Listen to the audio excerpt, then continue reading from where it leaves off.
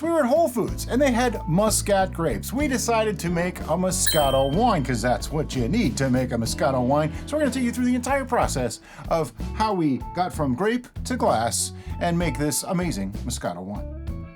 Moscato is just a specific type of grape wine, okay? That most wines are made by their varietals of grape. That's really where they come from. Yeah. But we happen to get 5 pounds of them, so we're gonna make some wine. All right, to get started, comes probably the most labor-intensive part, and some people don't even bother, and that is destemming the grapes, and then we're gonna wash them. So I'm gonna make a mess. You want to just not have any bad grapes in there, really. Like if they look almost like they're raisins already, you probably don't want them in your wine. What do they taste like? I'm eating one. Wow, tastes like Moscato wine. Really? You know that there's a very specific flavor that Moscato wine has. It kind of has that. That's neat. I mean, there's a reason why they use, various types of grapes for various types of wines. All right, so we could just sanitize the grapes with the stems intact, which we're going to get to the sanitization part of the grapes later. But if we wanted extra tannins, then we could leave this in, and this would be another tannin additive. But because we're using full grapes with the skins, we probably have enough tannins as it is. And if we don't, we can always adjust later. Oh, found a raisin. Well, he doesn't get to fulfill his destiny. There's one time that I don't want to add raisins. But I like raisins. Okay, so we're just gonna destem all of these grapes and we'll be back in a couple minutes. Okay, we have our pile o' grapes. Now this was 5 pounds of grapes. I'm actually gonna weigh it and get a proper measurement of just the grapes themselves. I'm also going to rinse these off before we move on to the next step, so I'll be right back. Okay, we had them in a colander and I just gave them a really good rinse. And now I'm gonna dump them into this pot, hopefully not lose half of them in the process. I did weigh them in the colander, so now I'm gonna weigh the colander, 7.5 ounces. So we have like literally about an ounce less than 5 pounds of grapes. So we're good, about 5 pounds of grapes. Next, I got my note all wet. Do you need a new note? I guess I need a new note. I got my note wet, but we'll get that in a second. Nextly, we're gonna add some water to this. How much water? About a half gallon. I just want to cover them, okay? Because what we're gonna do is we're gonna pasteurize these grapes. Right there, stop. I didn't want to add much more because the more water I add, the longer it's gonna take to heat up, the longer it's gonna take to cool. But I am gonna mash them up a little bit. This is my potato masher, and it needs to be sanitized. And everything that we're gonna be using today, except for this pot, is gonna be sanitized in The red bucket sanitization! which is literally just a bucket that holds Star San solution. But we're not gonna sanitize this because it's gonna get pasteurized, so it's fine. But I do wanna get that sanitized. I have a feeling it's gonna be easier to just reach in there with my hands and break up the grapes. But we're gonna try this anyway. I was not wrong. So, sanitized hands. Let me see. I just sanitized my hands, didn't I? I'm gonna do it again. Sanitized hands. I'm just gonna, oh yeah, this is so much easier. It's actually kind of satisfying. Take your word for it. It's a little, well, they used to stomp them with their feet. Yeah. This is slightly more sanitary. But But breaking them up lets the juices flow and it'll make everything about this just a little bit easier. We are going to be fermenting on the skins. yes. I don't know if that's how they make Moscato or not. We're just making a wine using grapes. I'm calling it Moscato only because it's made with Muscat grapes. Is this really going to be like a Moscato? I don't know. The grapes taste good. It is starting to get a little disturbing. My nose itches. I got it. All right. And yes, I'm aware that the pasteurization process may add a little bit of a cooked flavor or condense some of the sugars, but we've done that with grapes and stuff before, and it worked out fine. We didn't get a weird flavor from it, so I'm not overly concerned. That's why we're doing 160 degrees Fahrenheit. I'll put the Celsius right here, because that way we have a much longer time at temperature, because it's only 1 minute, or much shorter time at temperature. Yeah, that's what I meant. 140 would be a longer time at temperature. Got my mix all talked up, sorry. Just when you think you're done, you reach down to the bottom, there's like 10 more. Grape smashing. It's fun for the whole family.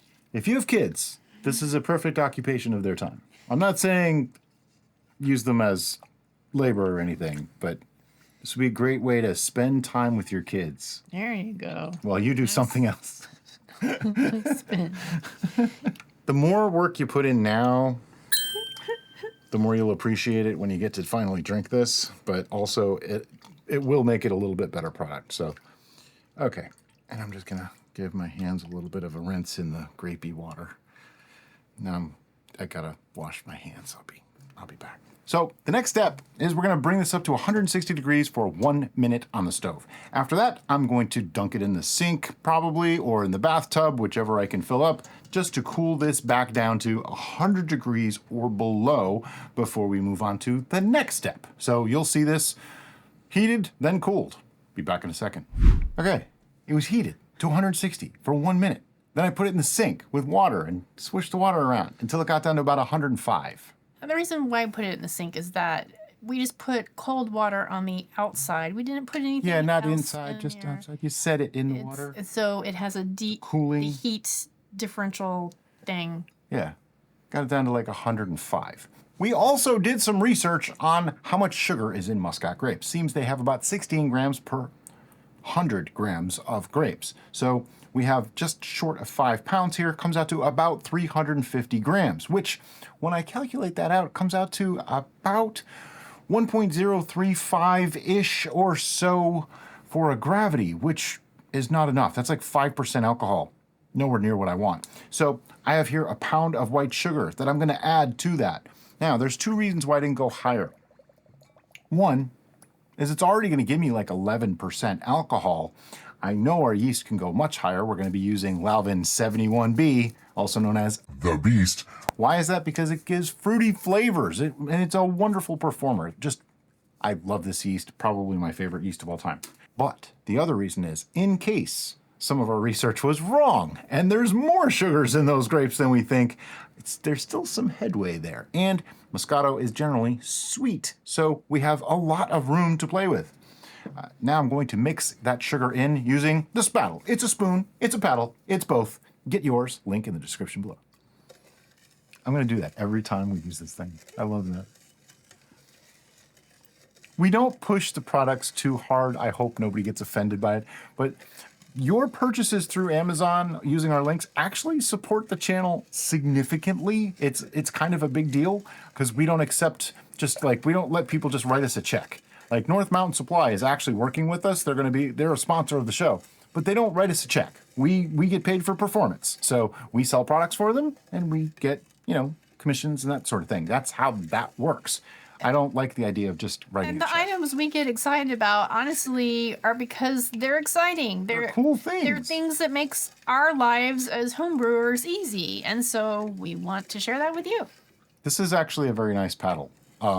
It's the tapered design, fits into corners really well, makes it nice and easy. And the spoon, I thought it was kind of silly at first, but you know what? I've used it. We've already used it. So it's like, yeah, it works. It works. Right now, I am just mixing this all through. It's just warm, like maybe 100 degrees Fahrenheit or so. So I just want to make sure there's no see, you can hear a difference now. There's no granules of sugar in the bottom. Figured I'll do it in here where it's already warm still and melts nice and mixes easy. Because I'm kind of dreading the next part that I have to do. It's always a mess when you pour. It just always is, and there's no 2 ways about it. It's just going to be a mess. But you know what I'm going to do before we do that? I'm going to take the gravity reading while it's in here. What do you think? Even though it's warm? Oh, yeah, I'll wait. And I'll take a temperature reading on it too so I can adjust for temperature. Okay, I think the easy way is going to be pour it into the pitcher and then pour the pitcher into the fermenter. I know that sounds weird, but extra aeration is not a bad thing at this stage, so it's all good. So let's try that. Do you want these items? You can just move them. Okay. Do you want me to tilt this? Tilt it. Tilt it. Tilt it.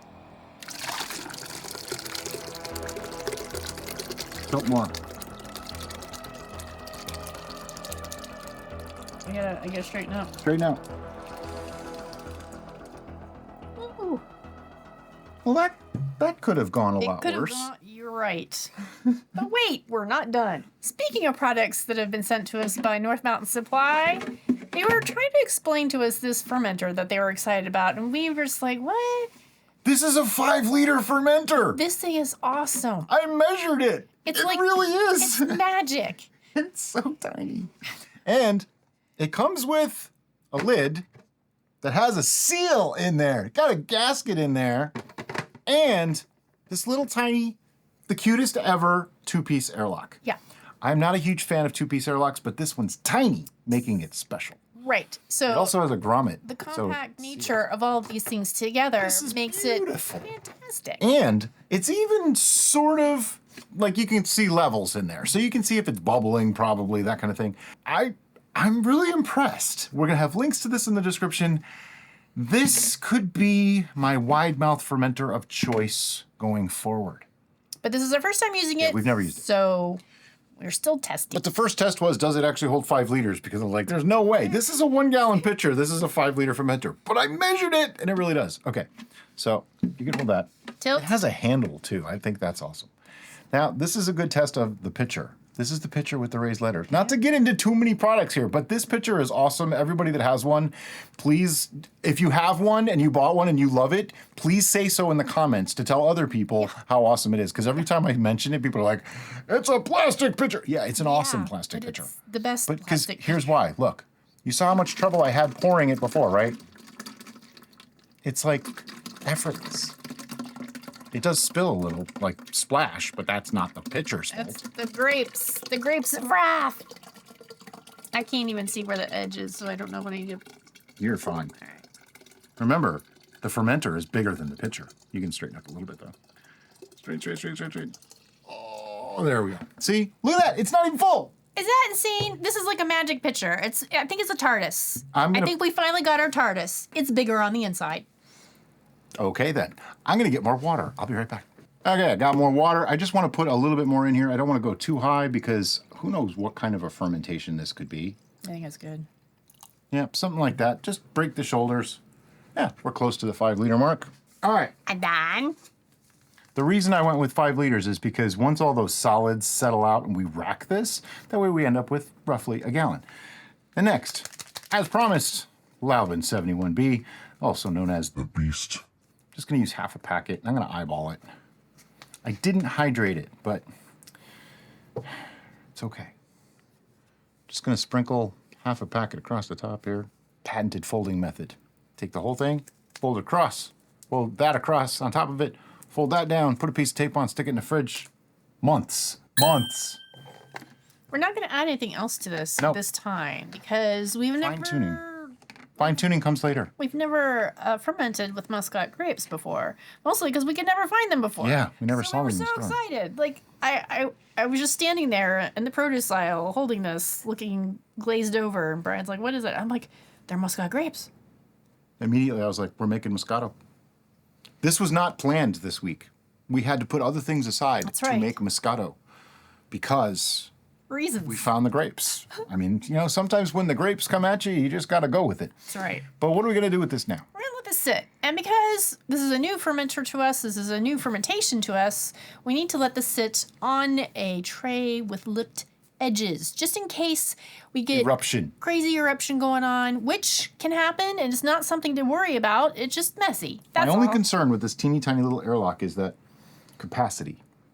It has minimal. If it puts out a lot of gas, I fear that it might not be able to keep up very well. Yeah, we might have to switch off to a A blow off. blow off tube. We'll see. Sooner than later, but we'll let you know if that happens because we'll share it with you. Right. And then after a couple of days, it'll go into the fermentation. And once airlock activity slows to nothing, we'll be back to give it its first check.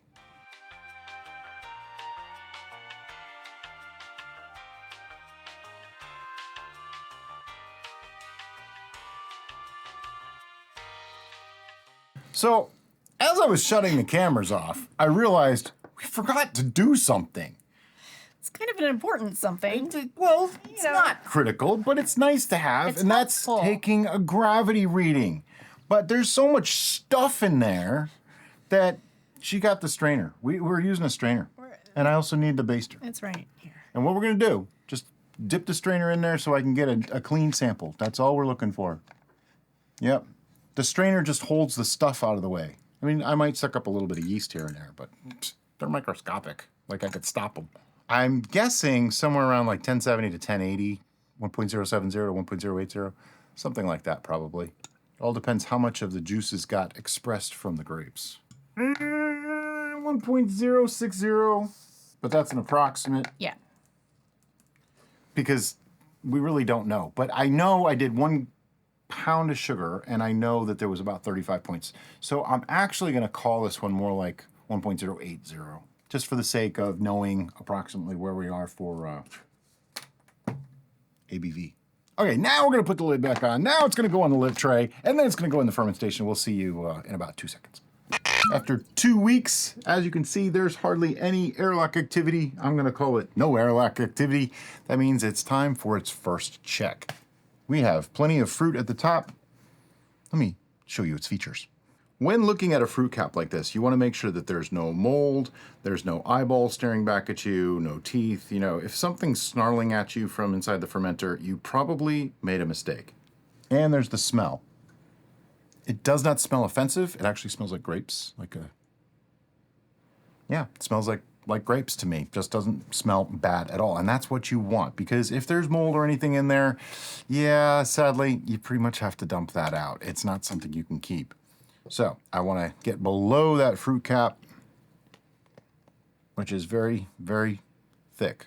This one's going to take some settling. And I know somebody's going to ask me why we didn't just use a brew bag or anything like that. I don't actually like them. I've never seen them work better than just doing what we did here.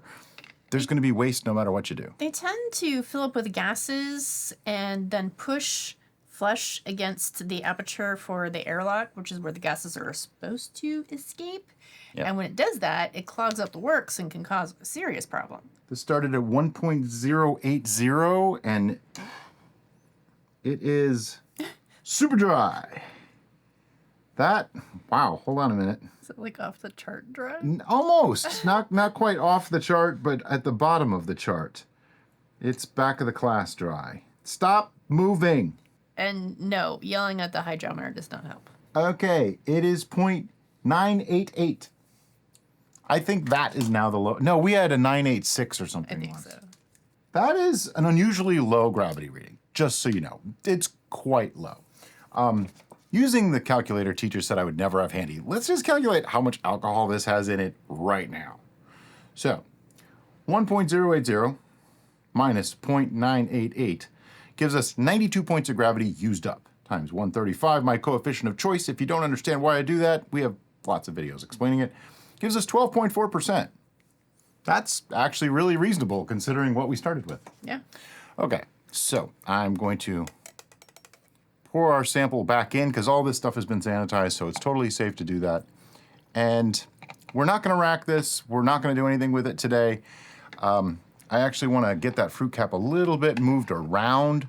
I didn't do a whole lot of swirling on this one, though. I kind of left it alone. I didn't really bother with it. You should make sure that it's moist, okay? I didn't. I should have. And I'm just going to put the lid back on. We're going to put it back in the fermentation for another week. We'll check it in a week. Do I think it's going to ferment more? No. I just am kind of hoping some of that fruit falls away so that we don't have as much to deal with later. Okay. By the way, so far, this 5-liter clear fermenter has been fantastic. It saves space. It's tiny. I even had reservations about the 2-piece airlock not being able to hold all the volume of... Yeah, it worked beautifully well. So... took my notes, put it back on,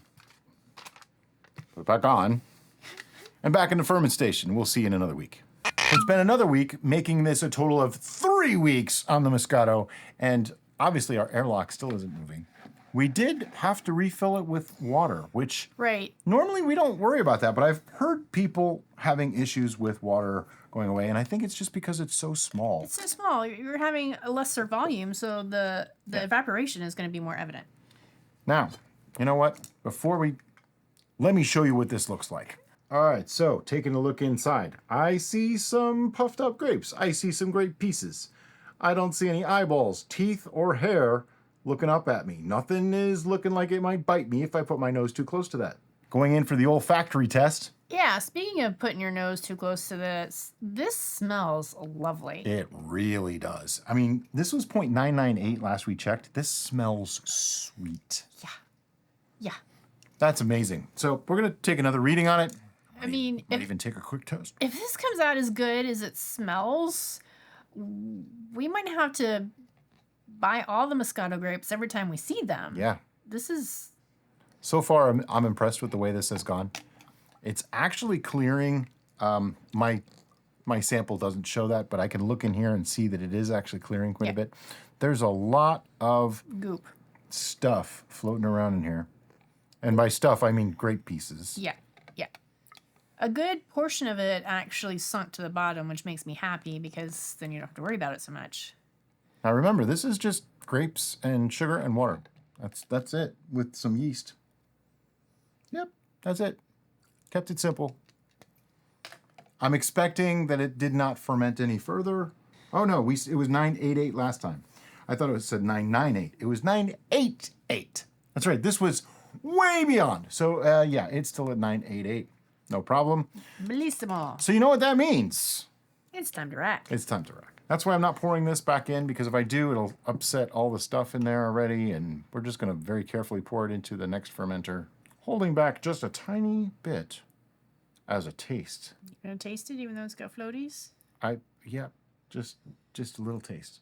Oh, that's a lot of floaties. Yeah. Now, just for clarification, Ryan has an issue with sediment. It's not a bad thing. It's just his personal... I gag. It makes me gag. Yeah. It's just grape bits. This, once sweetened, is going to be incredible. Take a taste of it. Have we talked about whether you want it to be sparkling or not? We did not talk about that. I don't know that we really should. This has a pretty high alcohol content, I think. Let's see. This is a 12.4%. I mean, we could try to carbonate if you really want to. No, I don't really want it to be carbonated, though. I think we can save carbonation for next time. Yeah. Oh. I'm thinking there's going to be a next time. You see where this is going, right? All right, so racking. Very, very simple. All racking is when you move it from one vessel to another. I am leaving the cap on. All right, this is an auto siphon, by the way. And the way it works is you do this and pump it a couple of times, and it pulls the liquid up, starts a siphon action. The trick is your source has to be higher than your destination. And everything was sanitized, so it's all kinds of droopy. But I want to be very careful because there's a lot of sediment in here. I mean, you might be able to see the shadow. There's a ton of grapes in here. So I'm just going to get it going. I'm probably not going to be too careful about it either. I'm going to go deep into that sediment because this is going to sit for a while after we rack it. But I want to get all the solids out as much as possible. Keep in mind, this is a 5-liter container. We're going to a 3.785-liter container. So hopefully it doesn't, hopefully it fills it enough. I also want to say something. Overall, I'm really impressed with this little plastic 5-liter fermenter. The space-saving aspect of it is unbelievable. That little tiny airlock actually was cool. You do have to be careful. It could dry out. But like if you're cold crashing things and whatever, this fits in a regular refrigerator. That's kind of awesome. Okay, so now I have the auto siphon all the way on the bottom of the fermenter, angled up on its side so I get the most volume towards it, and I'm just gonna let it do its thing. As you can see, it's cloudy in here. We're sucking up a lot of sediment, a lot of leaves, but it's okay. We're gonna let this just go into here, and we may end up racking it again. All right, after racking, it's slightly on the low side from where I'm comfortable with, but I got a trick to show you in just a second. We put our bung in and airlock. Now, a lot of people ask, if fermentation's done, why are you still putting it under airlock? It's degassing. And if there's any chance that there's still a little bit of fermentation, not on this one, but in some brews, there could still be a little bit of fermentation going on. So I like to make sure. What I'm gonna do though is just give this a swirl and you'll see the airlock start up. What's happening is I'm degassing it. I'm pushing CO2 out of suspension. This is not oxygenating it, by the way, because there's no oxygen in here to get in. It's forcing CO2 out of suspension and through the airlock. Not as gassy as I'd expected it to be. And that's it. Do we need a rubber band? We probably need a rubber band. Look at that. Just happen to have one. This is for my cables, but we'll use it for this, and I'll get a new one.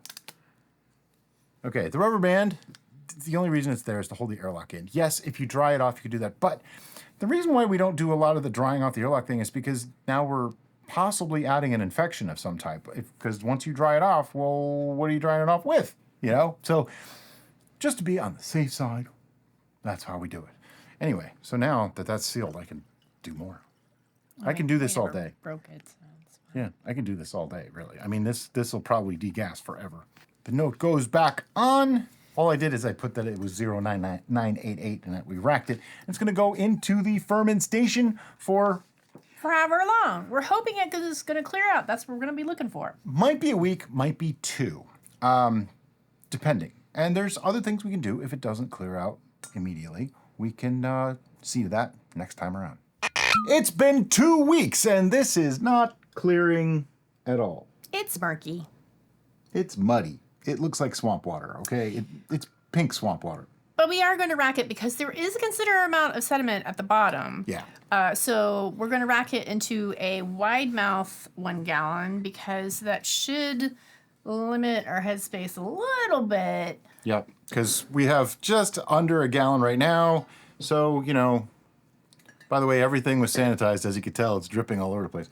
I am going to leave the cap on as I'm doing the rack because I don't want it. I mean, we're going to get some of that in there, but don't worry about it because I have ways. We're going to clear this. We're going to try. So here we go. All right, we racked it. And just for the few minutes that we're going to be doing something else, we're going to stick a lid on there for a minute. What we're going to do, though, is we're going to clear this. And there's a lot of different ways you can. We've used bentonite. We've used glycerin. We've used pectic enzyme. Today, we're going to try something we've never used, sparkaloid. Now, I'm actually okay with sparkaloid. It's supposedly a more or less organic material type of thing. It says what's in it. Yeah, right it's here.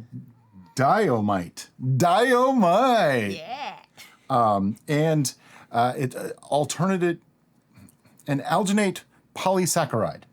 Okay, it's basically like cellulose and diatomaceous earth is my understanding. Yeah. I could be a little bit off on that, but that's essentially what it is. So we're going to give it a try. I saw Don't inhale. non-terrible packets. It's a partially terrible packet. That's but terrible. So the way you use this stuff is a lot like bentonite, where you put some into a container and then you heat it for an extended period of time. Now, I saw varying reports, okay? I am going to go with what's roughly a teaspoon or so, because they say like a tablespoon for 5 gallons. 6 gallons. We don't need that much. And I saw varying reports on how much water to add. The lowest one I saw was like 30 milliliter, which to me that's great because I don't want to dilute our product too much. If you're making 6 gallons, you put a cup of water in, it's not a big deal. Put a cup of water into 1 gallon, now you just diluted your product by a significant amount. But what I want to do with this is I'm going to put some water in it. I'm going to stick it in the microwave. I'm going to just go completely off the rails. I'm going to put it in the microwave for like 3 minutes. Because one of the things on here said 5 minutes for boiling. So I'm like, all right, 3 minutes ought to do in the microwave, right? Let's find out. Okay. I did 2.5 minutes because it just bubbled up like crazy, but it does look like it's dissolved. So I'm going to go with it because if this works, this might be my new preferred method. Bentonite was just so disgusting to use. Glycerin, not really my favorite thing, was kind of gloopy and weird. This actually was really, really simple. So if this works... I think you mean gelatin. Gelatin, yeah. We've never put glycerin in anything, but you can. It doesn't clear. It does other things. All right, so if this does not work, though, I want to say it possibly is our microwaving method and volumes I will totally rather than sparkaloid I will itself. take responsibility for that. So then what I want to do is pour it in, and as I do, I'm going to use the spattle. It's a spoon, it's a paddle, it's both. Link in the description below, get your own. I'm going to pour it in carefully and mix it through. And some of it didn't make it. Do we have a baster handy? We do. Awesome. See, some of it is still stuck on the inside. It will not fulfill its destiny that way. So, get in there. There we go. Okay. It wouldn't be our show if I didn't make a mess. I just have to say that. So, mix it through, and they say it takes like a week or two. They say don't bottle for at least a month. So, we're just going to put the lid back on. By the way, it totally smells like a Moscato. It really does smell quite nice. Yeah. We're just going to put the lid back on, and I'm going to calculate the alcohol in this because we haven't done that yet, apparently. Or maybe we did, and you already know. 12.4%. I'm just going to call it 12%. And because he lowered the ABV ever so slightly, that should more than take up for the little bit of dilution we did by adding that little bit of water. It was, I'm going to say, probably less than a quarter cup of water added to that. So it probably diluted it slightly. But again, ABV is always an approximation, so I don't really worry about it. But what are we going to do with this now? We're going to let it sit for at least a week. See you then. It's been 3 weeks, and I'd like to point something out. Look at that. You can see my hand through this now. Sparkleoid actually did a great job. It is kind of fluffy lees on the bottom now, so we have to be very careful when we rack it. But it really cleared out nicely. I'm actually kind of impressed. We'll probably be using Sparkleoid more often. Yep. But first, we need to rack it out of here and into a pitcher. Yes. Because this was dry, as I recall, and it's sitting at like 12% right now. It smells like wine. It actually smells nice. Smells sweeter than it is. Unexpected. So the first thing we want to do is get a baseline for this, which means a taste. I mean, you know, the part of the fun of being a home brewer is getting to taste what you've made. Now this is going to be very dry, but look at the clarity on that. It's crazy. It's this really faint pink too, which is actually really attractive. We've never brewed anything that color. Okay, I get the Moscato flavors, but it's very dry, like uber dry. But I get Moscato flavors, like, you know, Moscato wines have a distinctive, I'm getting that grapey note in there. And that comes with time, with doing a lot of tastings. We started out with whiskey and things like that, and now we've moved up into wines and meads. Yeah. And it's kind of amazing how different things can be. That's kind of cool. All right. Let's put some sugar in there. Right. That's the next step. We want to sweeten this. Moscato is generally a sweet wine, so we're going to add some sugar because we don't have any grape juice to add, so we're going to use sugar. Can you use like corn sugar and all these different sugars? Yes. I wouldn't use brown sugar though, because that's going to add a molasses flavor, which is going to change the flavor. So in this case, we're just going to use sugar. Sugar, just plain white sugar, is going to increase the sweetness without adding additional flavors. And that's what we're looking to do here. Now, how sweet do we need to make it? I don't know yet. How much sugar do I need to add? Don't know yet. What I do know is we have less than a gallon. And I know that if someone tries to replicate this at home, you may have a different amount. So the amount of sugar that we add may not be the same as what you would add. So we add it to taste until we like it, and then we take a measurement. That way you can scale it to whatever size you're doing, whatever batch you're doing, and get the same result. Or if you know you don't like it so sweet, don't go as much. Or if you like it more sweet, add more. When you mix like this, you want to be careful that you don't introduce extra oxygen. There's always a little bit of risk of oxidation when you do this, but it's pretty minimal because we actually didn't degas this at all, so there's probably some CO2 still coming out. It has been sitting, so minimal CO2 coming out, but there's probably better than nothing. There's been a few comments that have shown some concern about sweetness levels in their brews, and that's, in our opinion, part of the joy of being a home brewer, is that you can make it as sweet or as dry as you like. There's no shame in that. Because there's no right or wrong preference. Either. So do that. Do what's right for you. Yeah. If someone tells you that you're doing it wrong because you like something sweet, that's their problem, not yours. I'm just saying, that's their opinion, and they're entitled to it, but it doesn't make their way more right than yours. Funny though, there are things that I like sweet and there are things that I like dry. Yeah. Like I don't really like sweet red wine as much as I used to. I like dry red wine, but I like sweet white wine. Go figure. Funny, it smells exactly the same. You always do that, and I always laugh regardless. It's improving. There's a couple things I think this needs though. It needs acid. Mm-hmm. Without a doubt, this needs acid. And I would like to add the acid now because, okay, let me explain why I say it needs acid. It's tasting a little watery. It doesn't have a bite. It doesn't really come through much. It's not, so it has enough tannin in it. I'm feeling the there's effect some of tannins, but with the lack of acid, and I think Brian's used this term before, so I'm going to use it again. If it hasn't, now I'm going to claim it as my own, and that's flat. Yeah. When there's no acid pop, it just kind of feels kind of meh, kind of flat, right? And the acid pop can actually enhance sweetness and things like that too. That's why I want to add the acid before we sweeten it further. Right now, it's probably sitting at a neutral sweetness. I would say it's probably like 1.000 to 1.005-ish Right. for sweetness. So if we add acid now we get more of a baseline of where this could go. So let me grab some acid blend. If you think about it in culinary terms, there are certain chemical compounds in foods that help activate or enliven your taste receptors so that food tastes better. It's a chemical and biophysical response. And so that's where acid's coming in this particular instance. Exactly. I need a spoon. Be right back. Being that we are working with just 3/4 of a gallon here, I'm going to go with half teaspoons at a time. It's probably sufficient. I bet you a half teaspoon does the job, actually. So let's go with half a teaspoon. Were you going to say something? It's always easier to add than to subtract. Yeah, you really can't take this back out once you put it in there. Same with sweetening. We get every once in a while somebody's like, oh, I accidentally put in too much honey or accidentally put in 3 times more sugar than I wanted to. How did you do that? You put it in a little bit at a time, taste it as you go, and you can never overdo it. It's kind of like cooking, you know? You add a little salt and pepper to taste it, needs a little more, add a little more. It's really, really hard to overdo if you taste it along the way and sample. And that's why I don't like to say add a pound of sugar, because that pound of sugar might be overdoing it for your batch size or for your palate. Whoa, got a big sample. Or you're poor. Oh, well. It helped. I think we need sweetness now. It's actually a quite nice white wine right now. But to be a Moscato, I think it needs to be sweeter. Moscato is practically a dessert wine in most people's eyes. So I think it needs a bit more. Yeah. But I think Sugar. I think that might be enough acid though. It might. We'll have to see when we get there. It's still very thin, which sugar will actually make it feel more full in the mouth too. We've probably added, I don't know, a little over a 1/4 pound of sugar altogether.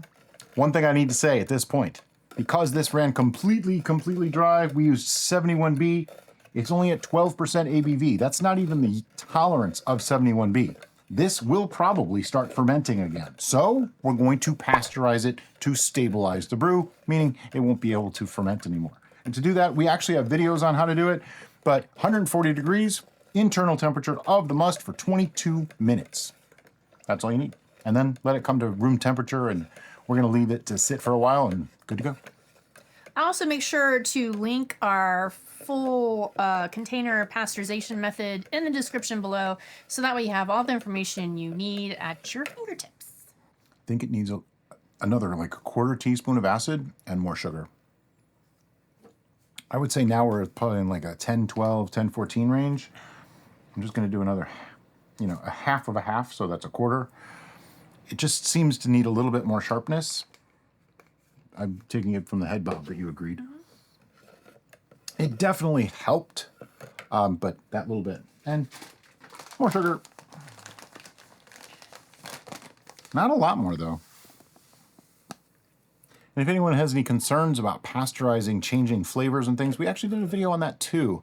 And we found out that it was extraordinarily minimal if you do it the way we recommend to do it. There are many ways to pasteurize. Some of them will drastically alter the flavor. So be careful. She's limiting the amount we sample now. I know. It still smells exactly the same.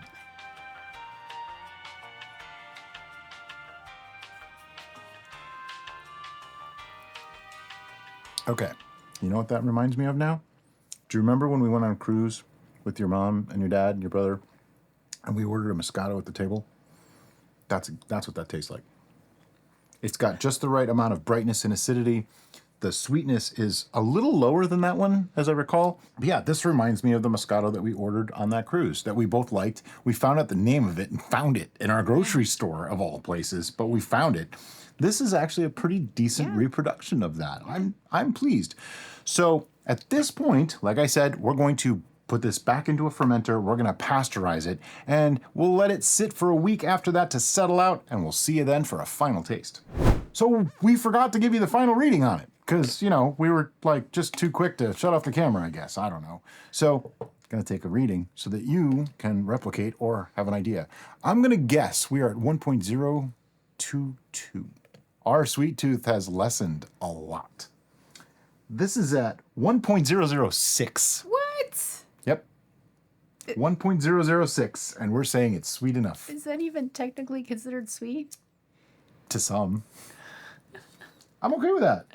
I mean, it's fine. We like it. We like it. It's good. There's no reason. It's good. That's the funny thing about the numbers. I have had people freak out at 1.040 saying, that's way too sweet. And then other people say, like, oh, 990 is way too dry for me. Okay, well, yeah, maybe they are. This tasted a lot sweeter than 1.006. To us at this time. Awesome. So now we're going to put this in a fermenter, pasteurize, do the thing. See you in a week. Yeah. Okay, it's been pasteurized. It's sat for a week. I poured some into glasses, and today we're going to do our final tasting and judgment of this wine. Alrighty, I am super happy, but I'm getting ahead of myself because we have a new That's right. scoring system. We took the feedback that you guys all gave us about the scoring system that we had, and I revised it in such a way that I think you'll appreciate it even more. It keeps the categories, but it gives some weight to other things. Let me just go over it really, really super quick. And we're bringing back the 10. Yeah, we're bringing back the 10. Essentially, what we have now is a repeatability score that goes 1 through 10. So we're going to tell you that right away. But then we have appearance, and we have aroma, flavor, and intent. Now, the first two are only scale of 1 to 5. The last two are scale of 1 to 10. But we put all those scores together and divide it by 3, and we get a score that goes from 1 to 10. So we're going to share with you our thoughts, and then we're going to share our final score. that's right. You'll see as we go. But anyway, the first thing is repeatability. Repeatability. All right. I say this is relatively simple as long as you can find Muscat grapes. Yeah, if you can get the grapes, this works. Sparkaloid adds just a touch of complexity, but I would say that knocks off maybe like a point. Yeah. You know? The sweetening and acid blend, we did a little bit. I'm going to call this an 8. Okay. To get exactly what we got, I'm going to say this is an 8. I mean, that's my score. You don't have to put, I can you know. agree with that. I was bouncing between an 8 and 9, honestly, Yeah. so I think... See, there's those no big additional reveal things- for the repeatability. Yeah, 'cause it is what it is. it is. Can you make it? Probably. Yeah. With some caveats. Now, some things about our repeatability score. That's not based on us redoing it. That's on how hard would it be for someone with little to no experience in wine or mead making to make this. That's what we look at for that score. Next is appearance. And this is so pretty. it is. It's this beautiful... It's almost like pink. It has a pinkish hue. It has pinkish hue. It really is It's gorgeous. like a peachy pink. Yeah. Yeah. It's just got the slightest bit of pink color.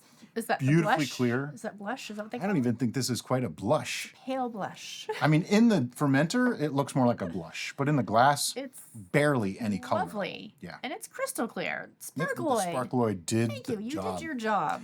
Yeah, we're going to be using Sparkaloid more often. Plus, my microwave method was just super easy to do. It really was no big deal. It was. And now we're going to write down scores, but we're not going to announce them, So we don't even have to talk about right? Well, we have to talk about the appearance, but we don't talk about the score. it. Right. Aroma. How's it smell? Okay, I am getting all the grapey fruitiness that I expect from a Moscato. If I'm not mistaken, this is like 12%. Yeah, this is like 12%. Take a deep breath. You're not supposed to snort it. You're supposed to just sniff it. Yes, I have no alcohol in my body at this moment. So, No, it's only like 11:30 in the morning. I detect a little bit of the ethanol, like a wine ethanol, and the fruitiness of the grape. Really nice, sweet, fruity aroma. I'm getting some floral notes as well. A little tiny bit of earthy, but not too. Yeah, there is just a little bit. So I'm gonna super secret. All right, now we're on to flavor. Go to Flavor Town.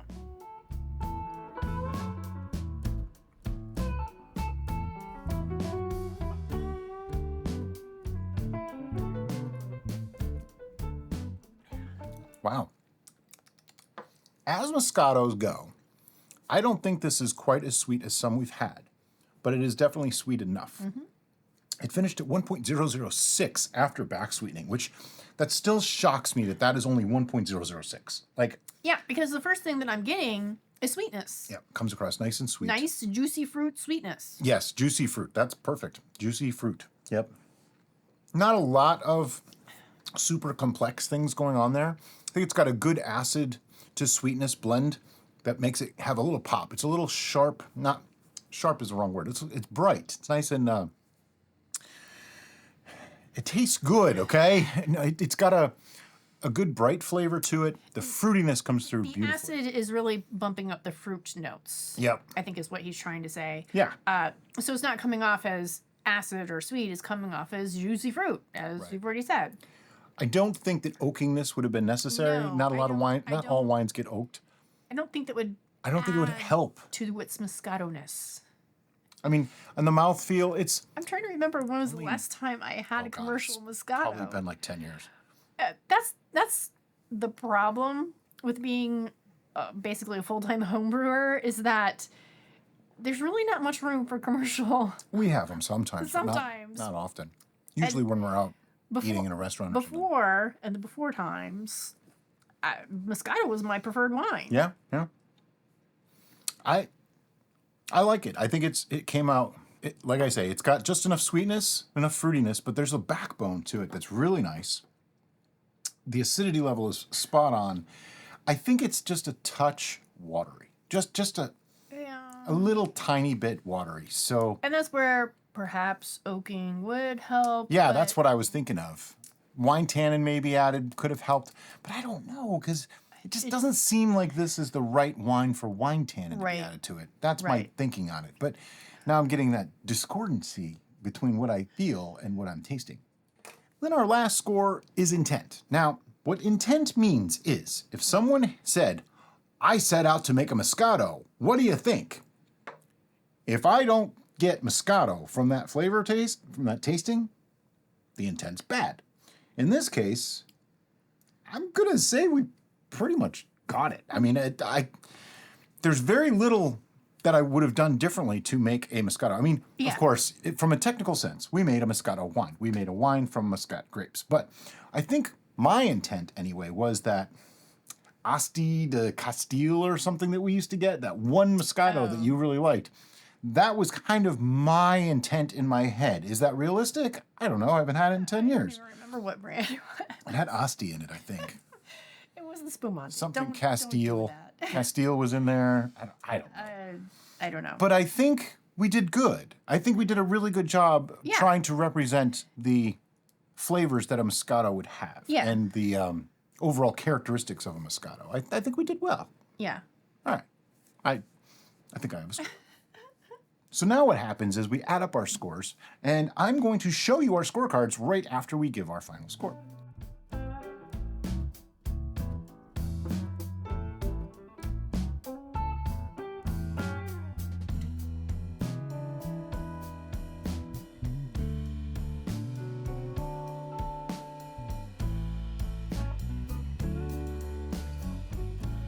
All right, the scores have been tallied, everything's been added up and divided and calculated, and we have our final numbers. So are you ready? I'm ready. 1, 2, 3, 8.7.